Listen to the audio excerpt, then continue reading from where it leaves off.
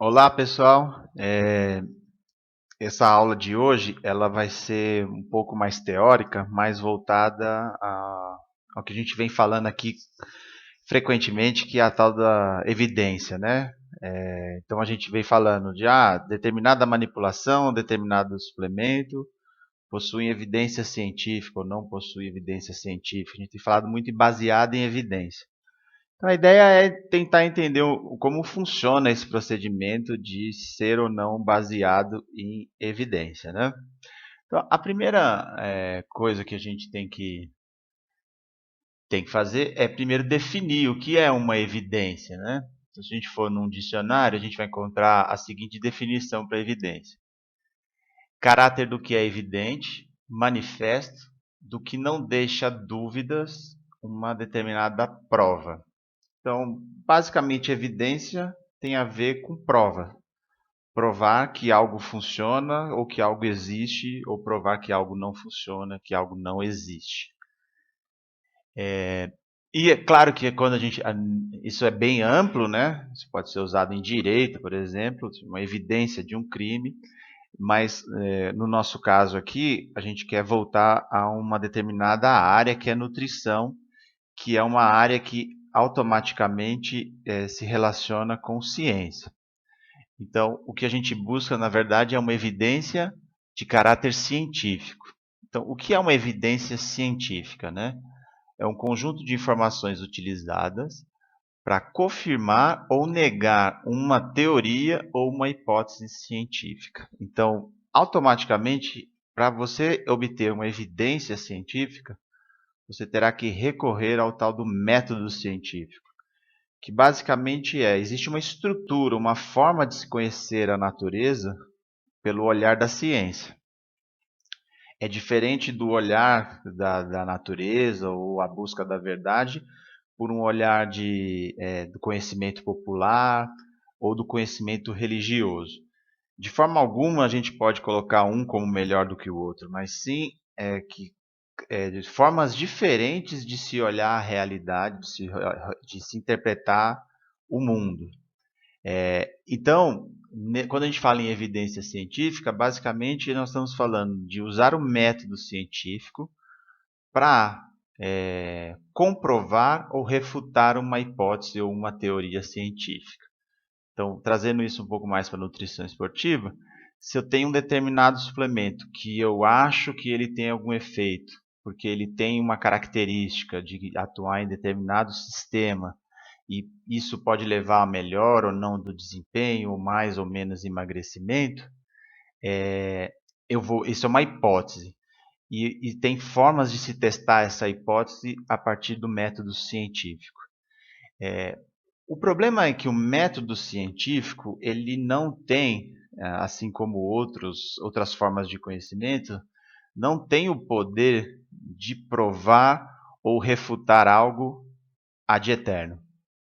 Então, o que pode ser provado como verdadeiro hoje, com o passar do tempo, pode ser provado como inverdade.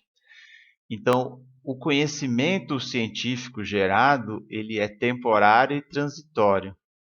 Ele vai persistir o tempo em que aquele paradigma durar, né? Então, quem se interessa mais por isso, recomendo a leitura do livro Revoluções das Ciências, desculpa, A Estrutura das Revoluções Científicas, do Thomas Kuhn, que ele fala bastante sobre isso, né? A ciência tem um paradigma, é um conhecimento e esse conhecimento ele persiste até a vinda de uma crise, que é quando não se sabe muito bem se aquilo que está sendo afirmado é ou não verdadeiro, e isso pode ser substituído por um outro modelo, um outro paradigma, uma outra verdade temporária, né? Bom, mas como é que a gente estabelece o nível de evidência científica de cada assunto ou de cada hipótese que a gente queira testar, né? Então, a ciência usa esse tal do método científico e esse método ele tem diferentes formas de se abordar o problema.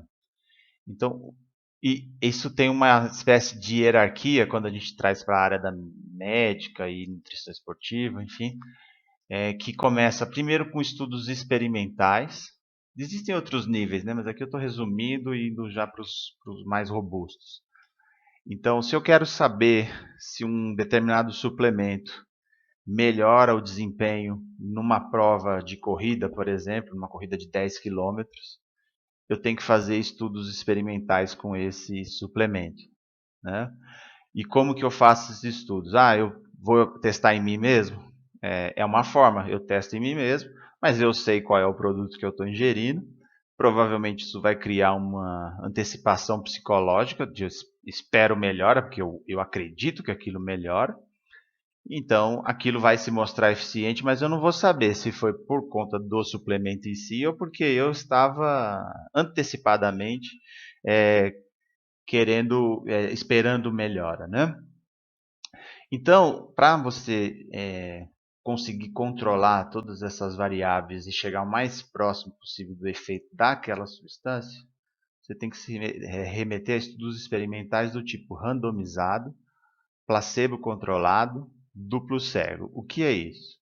Randomizado é que se eu tiver dois grupos, então um grupo vai receber o suplemento, o outro grupo não vai receber o suplemento. A chance de um indivíduo cair no grupo que vai receber tem que ser a mesma chance dele cair no grupo que não vai receber. Em outras palavras, isso é sorteado. Quem vai receber e quem não vai receber suplemento é um sorteio, né? Se eu vou testar na mesma pessoa o suplemento, então um dia ele vai tomar placebo, no outro dia vai tomar o suplemento, a chance de tomar o primeiro placebo, o primeiro suplemento também tem que ser sorteado. Placebo controlado é uma extensão disso, né? Ou seja, o que eu preciso? Eu preciso ter uma situação onde eu replico o estudo sem dar um suplemento, dando uma substância inerte, ou seja, que não tem efeito biológico conhecido. Então, se eu vou testar um suplemento numa prova de 10 quilômetros, eu podia fazer o seguinte: pego 30 corredores, aleatoriamente divido em dois grupos, então sorteio quem vai fazer parte do grupo suplemento, quem vai fazer parte do grupo placebo. Vou dar lá uma cápsula, uma bebida, depende do tipo de suplemento. Um grupo vai receber a substância ativa, né, que é o suplemento que eu quero testar, e o outro vai receber placebo. Então isso é o que chama placebo controlado, né? Ou se o mesmo indivíduo um dia vai receber placebo, no outro dia vai receber suplementos, ele também vai ter que receber alguma substância placebo, né? E duplo cego significa que eu não posso dar o suplemento para o grupo que vai receber o suplemento e falar, olha, esse aqui é o suplemento X. E para o outro grupo que vai receber placebo, falar, você está recebendo placebo. Eu não posso fazer isso porque senão eu já estou automaticamente criando expectativa em um grupo que acha que vai melhorar porque o suplemento funciona e o outro acha que não porque o placebo obviamente não funciona. Então, um lado da história, que é quem recebe, tem que estar cego, ou seja, não sabe o que está tomando. A outra coisa é que quem está fazendo o estudo também pode interferir com as suas expectativas. Então, eu dou o suplemento para um grupo, eu sei que aquele suplemento, eu tenho expectativa que aquele suplemento faça efeito, então eu sei que aquele grupo está recebendo o suplemento que eu quero que tenha efeito, ou seja, que eu espero que tenha efeito. Então, corre o risco de eu motivar mais aquele grupo. Então, quem está dando também não pode saber que está oferecendo. É por isso que é chamado duplo cego. Quem recebe não sabe o que está tomando e quem entrega o suplemento não sabe o que está entregando, né? Tem um terceiro ator aí que fica nos bastidores, que é quem sabe, mas esse só entrega o suplemento e não faz nenhuma outra interferência. Bom, a ciência avança com uma série desses estudos desse tipo, e aí, quando existe um corpo suficiente de estudos experimentais, outros pesquisadores fazem outro tipo de abordagem, que são as revisões sistemáticas e meta-análises, que a gente viu bastante em aulas aqui como é que funciona isso. Que basicamente é pegar uma série de estudos experimentais e tentar sintetizar o que esses estudos indicam, né? Ou seja, tentar chegar a uma conclusão mais objetiva, mais sucinta, se aquilo funciona ou não. Aí a literatura ela continua crescendo com revisões temáticas, meta-análises, e acaba chegando no nível de consenso de entidades científicas, né? Então, uma determinada entidade científica, sei lá, Sociedade Internacional de Nutrição Esportiva, lança um consenso dizendo, olha, tal suplemento existe evidência científica suficiente para ser recomendado. Então, ele está bastante consolidado. Então, esse é o passo a passo, né? Esse último consenso, ele é meio contraditório, eu diria, com ciência, né? Porque o que é consenso hoje pode não ser mais no futuro e nem tudo precisa ser consenso de todas as pessoas, né? Então, às vezes, existe um suplemento que é consenso por uma entidade científica, mas um grupo de pesquisadores ou um pesquisador refuta isso e tenta provar que aquilo não funciona, né? Então, isso demonstra o caráter temporário também desse conhecimento. Bom, e aí a pergunta que vem agora é: todo suplemento esportivo que tem no mercado de trabalho tem evidência científica? Então, quem entrar hoje numa loja de suplemento vai se deparar com vários tipos de suplemento e a pergunta que se faz é: todos eles funcionam ou todos eles têm evidência científica de que funciona? Eu peguei aqui um exemplo só para caracterizar como funciona esse mercado e como o cuidado que tem que se ter, né? Esse é um suplemento que passou a ser bastante conhecido, chamado teacrina. E aí tem na propaganda, né? Eu cobri aqui a marca, mas aí tem na propaganda que serve para musculação, tanto no pré como pós-treino, que melhora a performance, né? Então tem a ver com força aí, com disposição, para ser usado antes e depois. Enfim, essa é a sugestão desse suplemento, né? Aí, como é que eu faço para buscar se aquilo de fato tem ou não evidência científica? Eu vim aqui no PubMed, que é a principal base de dados de artigos científicos na área da saúde. Coloquei aqui teacrina e cruzei com exercício, né? E aí vai sair a lista de artigos que tem com teacrina e exercício. Então saíram 5 artigos. Então existem atualmente 5 artigos a respeito de teacrina e exercício. Eu separei esse segundo aqui, porque se você for olhar o título de todos eles, você vai ver ali coisas que não necessariamente são diretamente relacionadas a desempenho, né? Então você tem esse aqui que mede o efeito na força, na endurance e na potência. E esse outro aqui que mede performance cognitiva em jogo de futebol. Então eu peguei esse daqui e normalmente esses estudos de teacrina também combina com cafeína, né? Porque a proposta é que a teacrina seja uma espécie de cafeína sem efeito colateral. Essa como o produto é vendido, que ela tem uma base química igual, parecida com a cafeína, então ela seria uma cafeína sem efeito colateral. Essa é a proposta do suplemento. Então, assim, daqueles 5 artigos, a gente tem 2 com esporte, performance realmente, e aí eu separei um que basicamente replica o outro estudo, o outro achado ali, e aí esse estudo aqui testou a teacrina no exercício de um RM no supino, um RM no agachamento, repetições máximas a 70% do RM no supino, né, e também no agachamento, né? Então, só para ficar aqui na parte de força, que o suplemento é vendido para musculação. E aqui o resultado já deixa bem nítido o que acontece. Não tem diferença entre grupos para 1 RM, ou seja, a força máxima não muda. Número de repetições, ou seja, a resistência de força, ou endurance muscular não muda. E nem potência, né? Tanto para o supino quanto para o agachamento. Então, um único estudo, naquela primeira fase ainda, randomizado, placebo controlado, duplo cego, mostrando que o efeito parece não ser tão evidente. Então, tem 2 estudos na literatura, os 2 basicamente indicando a mesma coisa.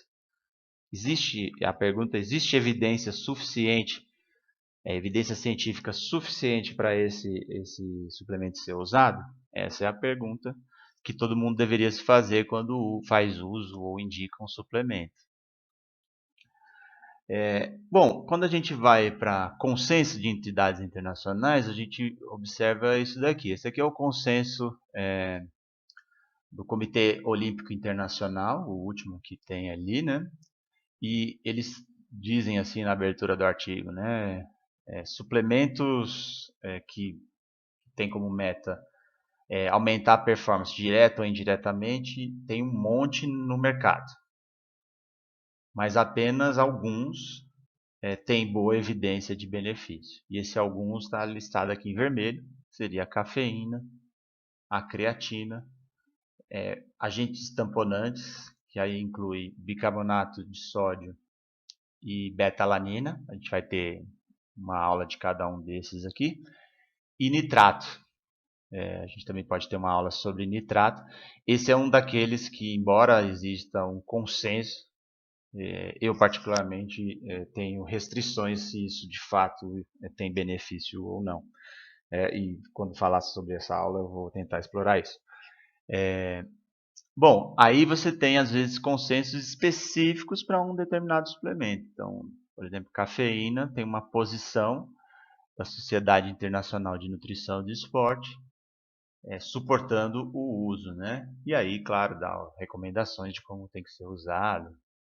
Da mesma forma, a creatina. A creatina também tem uma posição dessa mesma sociedade, também mostrando como que deve ser usado. Note que esse posicionamento aqui ele é mais amplo, enquanto esse da cafeína ele é com esporte, performance apenas, esse aqui ele envolve exercício, esporte e medicina, né? Ou seja, tem a parte clínica também aí.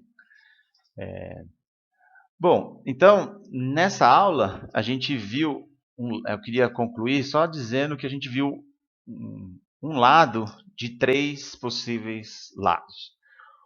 Então, a gente viu a evidência científica, né, que é um lado da ciência, ou seja, usando o método científico, a forma da ciência de conhecer o mundo, de tentar descrever a realidade, o que se sabe, como que é a estrutura, como é que funciona isso.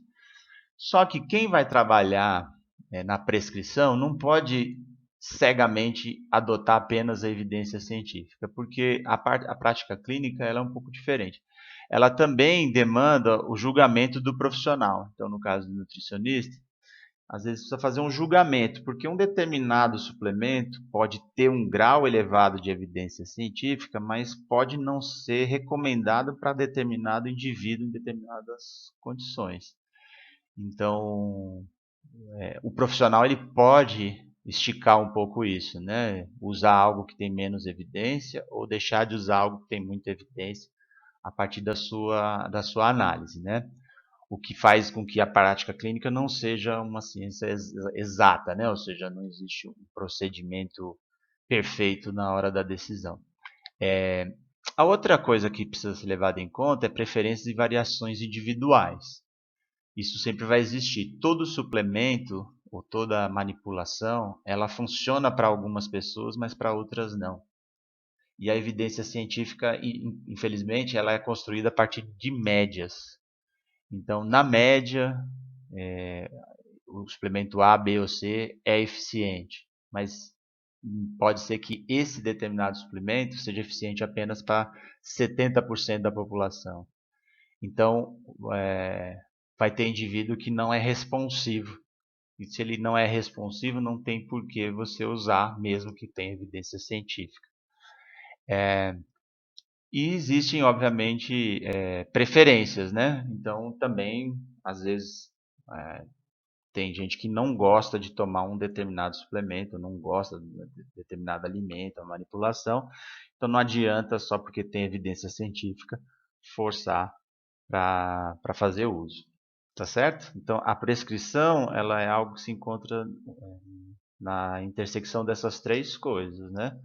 Tem que ter evidência científica, tem que respeitar as variações e preferências de quem vai receber e tem que ter um julgamento profissional na tomada de decisão. É isso. Tá? Obrigado. Nos vemos aí na próxima aula. Um abraço. Tchau, tchau.